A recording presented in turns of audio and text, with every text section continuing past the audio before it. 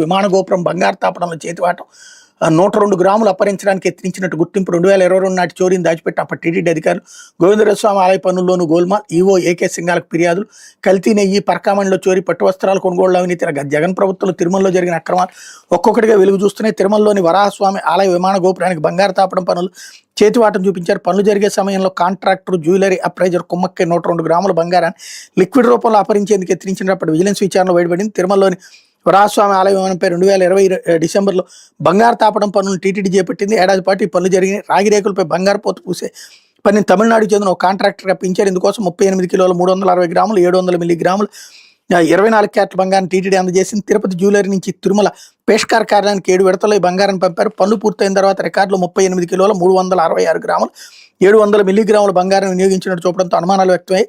సాధారణంగా బంగారు పోత పనుల్లో కొంత వ్యర్థమై తగ్గుతుంది, కానీ ఇక్కడ మాత్రం పెరిగింది.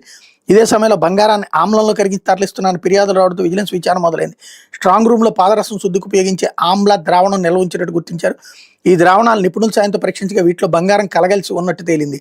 2022 జూన్ 30 చేసిన పరీక్షలో పాదరసం 45.700 గ్రాములు బంగారాన్ని గుర్తించారు. రెండోసారి మరికొంత పాదరసాన్ని పరీక్షించగా 15.900 గ్రాములు బంగారం బయటపడింది. అదే ఏడాది ఆగస్టు 1న ఆమ్ల ద్రావణం నుంచి మరో 28.900 గ్రాములు వెలికి తీశారు. ఇలా 90.500 గ్రాములు లెక్కల్లో లేని బంగారాన్ని వెలికి తీశారు. రికార్డులో అదనంగా చూపిందంతో కలిపి మొత్తం 102 గ్రాముల అదనపు బంగారాన్ని గుర్తించారు. జ్యువెలరీ అప్రైజర్ కాంట్రాక్టర్ మధ్య జరిగిన కొన్ని ఫోన్ సంభాషణలు టీటీడీ విజిలెన్స్ విభాగం పరిశీలించింది. తాపడం పనుల్లో కొట్టేసే బంగారంలో అప్రైజర్ 10% కమిషన్ కోరినట్టు అందులో ఉంది. 2022 ఆగస్టులో విజిలెన్స్ విచారణలో ఇదంతా బయటపడింది. నాటి వైసీపీ ప్రభుత్వంలోని బోర్డు టీటీడీ అధికారులు ఈ ఘటనకు కారణమైన వ్యక్తులపై చర్యలు చేపట్టిన విషయాన్ని బయటకు పొక్కకుండా దాచిపెట్టారు అన్నటువంటిది హైలైట్ చేశారు. తిరుపతి గోవిందరాజస్వామి ఆలయ విమాన బంగారు తాపడం పనులను భారీ ఎత్తున ఇక్కడ